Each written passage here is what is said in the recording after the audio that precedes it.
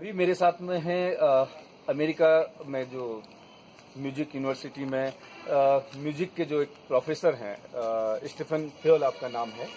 और भारतीय संस्कृति और यहाँ की जो परंपराओं से इन्हें खासा लगाव रहा है, उसमें भी खास तौर पे उत्तराखंड से इनको काफी लगाव है।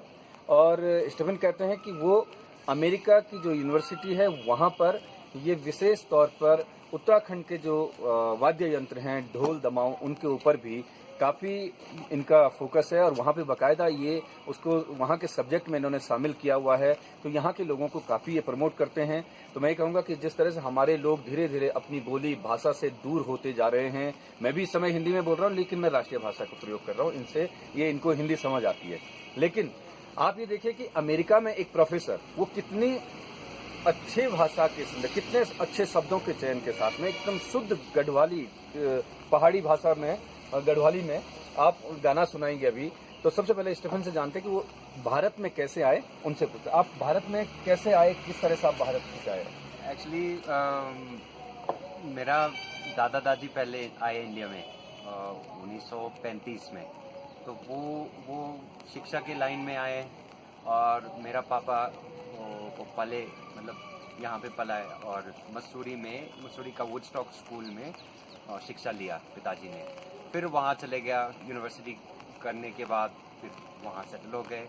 लेकिन मेरा दिमाग में था हमेशा बचपन में कि मैं कभी इंडिया आऊँ और कि यहाँ की संस्कृति भी जान लो। तो आपने खास तौर पे जो भारत में जो उत्तराखंड के इस पर्वतीय क्षेत्र को चुना, वो भी उसके ऊपर ढोल दमाऊ जैसा जो यंत्र है जो बजाने में बहुत कठिन है, उसकी विद्या जो है ढोल सागर जो कहते हैं उसको समझना ही बड़ा कठिन अपने आप में माना जाता है।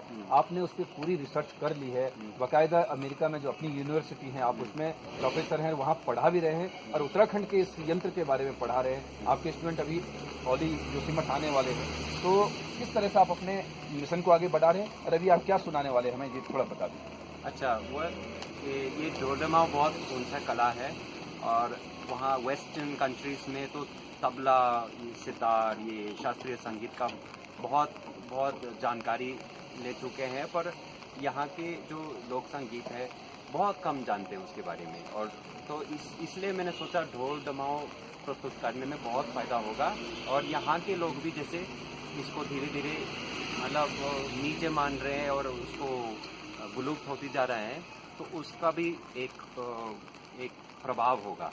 तो आपको लगता है कि जिस तरह से जैसे आपने खास तौर पर अभी सुना होगा स्टीफन को कहते हुए कि वो साफ कह रहे हैं कि जो यहाँ पर उत्तराखंड में जो लोग हैं वो इस विधा से धीरे धीरे अलग हो रहे हैं, वो इसको छोटा काम मान करके जो इसके ढोल सागर विद्या के जो महारत जो कलाकार लोग हैं, जो आवजी जिन्हें बोलते थे, वो लोग अब पता नहीं धीरे धीरे इस विद्या से दूर होते जा रहे हैं। तो स्टीफन को भी इस चीज का दुख है, दर्द है, तो वे कहते हैं कि वापस इस चीज की तरफ जोड़ना चाहिए। ये केवल उत्तराखंड का वाद्य यंत्र न बन करके पूरे देश का वाद्य यंत्र बने। तो हम आपके इस मिशन के लिए आपको शुभकामनाएं देंगे और हमें उम्मीद है कि आप इसको केवल भारत में नहीं, उत्तराखंड में नहीं, पूरे देश और दुनिया में फैलाएंगे, जैसे कि आप काम कर ही रहे हैं। अब एक छोटा सा एक गढ़वाली गाना हम जरूर आपसे सुनना चाहेंगे। ठीक है, आप रिक्वेस्ट करेंगे तो मेरा अपना एक फेवरेट गाना है नेगी जी का, पहले भी गा चुका है पर एक दो लाइन सुनाता हूँ इसका। अच्छा, गढ़वाली बोल देना। गढ़वाली में गढ़वाली में यूँ बता बोला भी और यूँ गाना सुना ला हमने, तो जरा दो लाइन जो भी बढ़िया से सुनेगा। मेरा डांडी कांजू का मुलुका जेलू बसंत ऋतु माझे, मेरा डांडी कांजू का मुलुका जेलू बसंत ऋतु माझे। हेरा बोणमा बोरोंसी का फूल जब नागल गाना होला, मीठा पाको ते फ्यूली का फूल पिंगला रंग मारंग्याना होला, लाया पाया कुइराल फूलूना, लाया पाया कुइराल फूलूना, ओली धरती सजी देखिए बसंत ऋतु माझे मेरा डांडी कांचू का मुलुका जेलू बसंत ऋतु माये। बहुत बहुत धन्यवाद।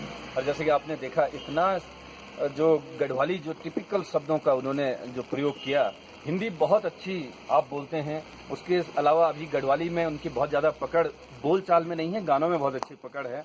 तो अभी गाना उन्होंने जितना बढ़िया सुनाया, शायद मैंने भी इस गाने को अगर मैं गाने लगूं तो मुझे भी पूरा नहीं आता है। मैं शायद पहला ही एक दो बसंत ऋतु आएगी इतना ही कहूँगा, लेकिन इतना टिपिकल वर्ड्स को आपने जो चुना और उसके बाद आप इस गाने को गा रहे हैं। इसके अलावा और भी आप गाते हैं, लेकिन बसंत ऋतु के साथ दांडी काठियों में बादलों का डेरा है, बारिश हो रही, हम भी भीग रहे हैं। तो फ्यूल के इस मिशन में हम आपको शुभकामनाएं देते हैं और हम सबको एक खुशी की बात है कि आप हमारी संस्कृति को और इस ढोल सागर की जो विद्या को देश और दुनिया में प्रसिद्धि दिला रहे हैं।